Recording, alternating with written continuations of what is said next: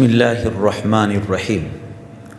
امام بخاری رحمۃ اللہ علیہ نقل فرماتے ہیں اور محدث عبد الرزاق مصنف میں السنن الکبریٰ میں امام بہقی نقل کرتے ہیں، حضرت سیدنا برا بن عازب رضی اللہ تعالی عنہ روایت کرتے ہیں کہ نبی کریم صلی اللہ علیہ وسلم نے ابو رافع یہودی کے قتل کے لیے انصار کے چند افراد کو بھیجا اور حضرت عبداللہ بن عتیق رضی اللہ تعالی عنہ کو ان سب کا امیر مقرر فرمایا کہ تم نے مل کر جانا ہے اور حجاز کے سب سے بڑے تاجر ابو رافع کو قتل کرنا ہے، واصل جہنم کرنا ہے۔ ابو رافع حجاز کا تاجر، یہ حضور اقدس صلی اللہ تعالی علیہ وآلہ وسلم کا دشمن تھا۔ کان ابو رافع یوزی رسول اللہ صلی اللہ علیہ وسلم، یہ نبی پاک صلی اللہ علیہ وسلم کو تکلیف دیتا تھا، وَيُعِينُ عَلَيْهِ، اور لوگوں کو رسول اللہ صلی اللہ علیہ وسلم کے خلاف مدد دیا کرتا تھا۔ جیسا کہ میں نے عرض کیا کہ بہت بڑا تاجر تھا، یہ بہت بڑا مالدار بھی تھا، غنڈہ تھا، اور اس کا سارا جو کاروبار ہے یہ سود پر ہوا کرتا تھا۔ اب دوبارہ حدیث کی طرف آتے ہیں کہ یہ نبی پاک صلی اللہ علیہ وسلم کو اذیت دیتا اور آپ کے خلاف دشمنوں کی مدد کرتا تھا۔ اس وقت وہ حجاز میں ایک قلعہ میں تھا۔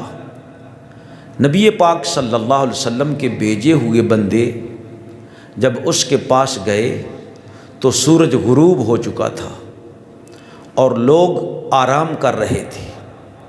حضرت سیدنا عبداللہ بن عتیق رضی اللہ تعالیٰ عنہ نے اپنے ساتھیوں سے فرمایا، تم یہیں پر بیٹھے رہو، میں جا کر قلعہ کے دربان سے کچھ نرمی کے ساتھ گفتگو کرتا ہوں، شاید کہ میں قلعہ میں داخل ہو سکوں۔ جب وہ دروازے کے قریب ہوئے تو اپنی چادر اوڑھ کر اس طرح بیٹھ گئے جس طرح کہ کوئی بندہ قضائے حاجت کے لیے بیٹھتا ہے۔ لوگ قلعہ میں داخل ہوئے تو دربان نے آواز لگائی، او اللہ کے بندے، اگر تو قلعہ میں داخل ہونا چاہتا ہے تو جلدی آ اور قلعے میں داخل ہو جا، کیونکہ میں قلعے کے دروازے کو بند کرنے لگا ہوں۔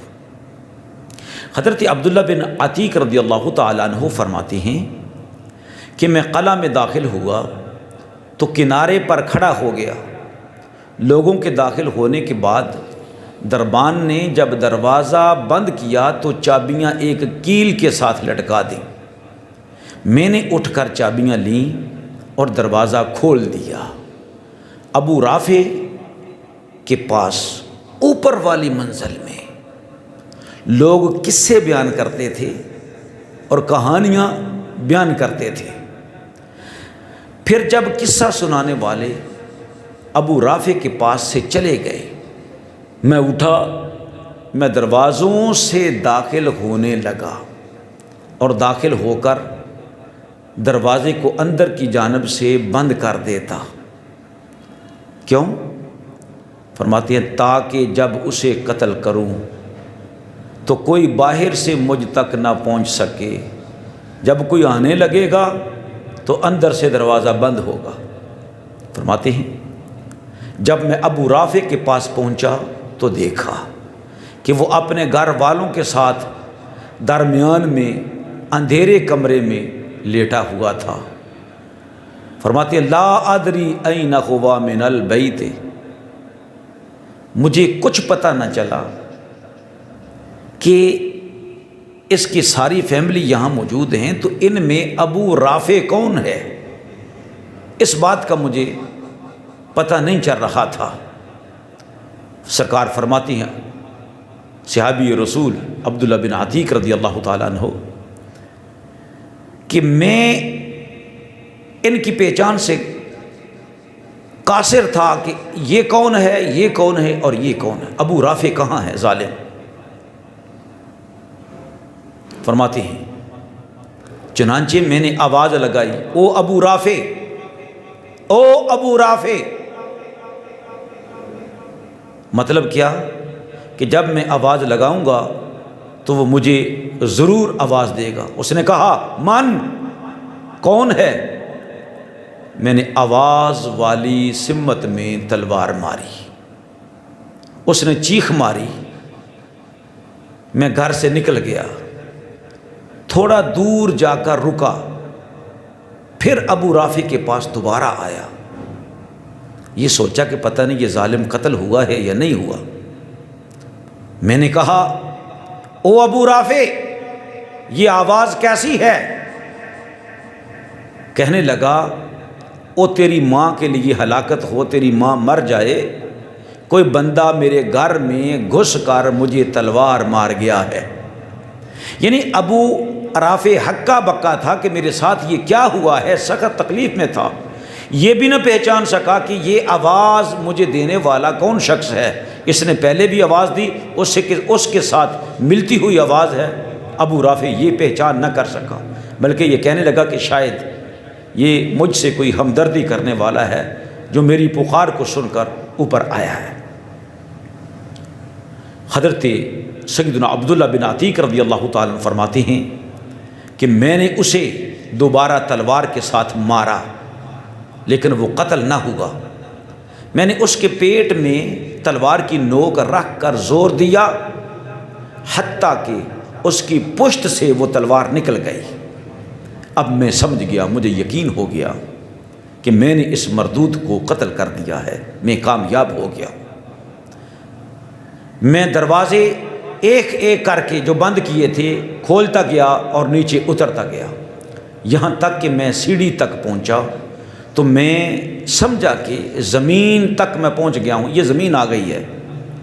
میں نے چاندنی رات میں پاؤں رکھا تو گر پڑا اور گرنے سے میری پنڈلی ٹوٹ گئی۔ میں نے اپنی پگڑی کے ساتھ اسے باندھا اور میں چل پڑا، پھر جا کر قلعے کے دروازے کے قریب بیٹھ گیا اور دل میں سوچا کہ رات کو میں لوٹ کر نہیں جاؤں گا۔ کیوں؟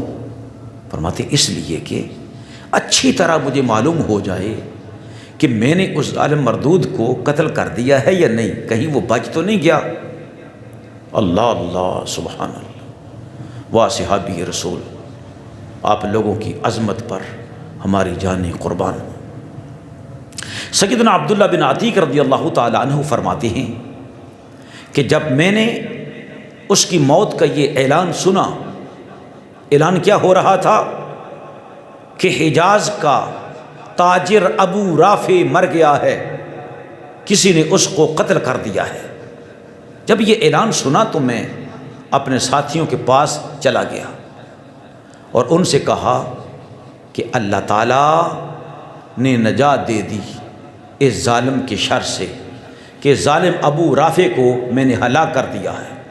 پھر ہم نبی اقدس صلی اللہ علیہ وآلہ وسلم کی خدمت میں حاضر ہوئے اور نبی پاک صلی اللہ علیہ وسلم کو سارا قصہ بیان کیا، اور میں نے عرض کی یا رسول اللہ، یہ میری ٹانگ ہے، یہ پنڈلی ہے، ٹوٹ چکی ہے، تکلیف ہو رہی ہے۔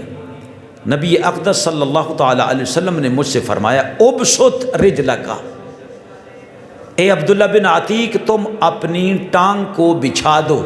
فرماتی ہیں فبسطت رجلی، میں نے اپنی ٹانگ کو بچھا دیا، فمسحها، نبی پاک صلی اللہ تعالیٰ علیہ وآلہ وسلم نے بس کیا کیا، میری ٹانگ کے اوپر اپنا ہاتھ مبارک پھیر دیا۔ سبحان اللہ۔ تو فرماتی ہیں میرا پاؤں ایسے ہو گیا جیسے کبھی اسے کوئی شکایت ہی نہ ہوئی تھی، یہ بالکل ٹھیک ہو گیا، میرا قدم، میری ٹوٹی ہوئی پنڈلی جڑ گئی نبی پاک علیہ الصلوۃ والسلام کے ہاتھ مبارک لگانے کی وجہ سے۔ پتہ یہ چلا اس حدیث مبارکہ سے کہ گستاخ رسول چاہے اسلامی سلطنت کے اختیارات سے باہر بھی ہو، یہ حاکم وقت کی ذمہ داری ہے کہ اس کو کیفر کردار تک پہنچانے کے لیے چارہ جوئی کرے۔ اور اس حدیث مبارکہ سے پتہ چلا کہ حکمرانوں کو چاہیے کہ قلعوں پر حملہ کرنے کی بجائے کمانڈوز کا دستہ بھیجیں جو خاموشی کے ساتھ جا کر اندر گھسیں اور جا کر ظالموں کو واصل جہنم کر دیں، اور رسول اللہ صلی اللہ تعالیٰ علیہ وآلہ وسلم کے دشمنوں کو۔ تو یہ چاہے کمانڈوز کی جو فورس ہے یہ SSG کے ہوں یا ایلیٹ فورس کے، اسی طرح اسلامی ممالک میں جو بھی کمانڈوز ہیں تو اس طرح کمانڈوز تیار کیے جائیں تاکہ نبی پاک علیہ السلام کے دشمن کو اسی طرح جا کر کیفر کردار تک پہنچایا جائے، جس طرح سیدنا عبداللہ بن عتیق رضی اللہ تعالی عنہ نے ابو رافع یہودی حجاز کے تاجر کو جو رسول اللہ کا دشمن تھا اس کو واصل جہنم کیا ہے۔ وآخر دعوانا الحمدللہ۔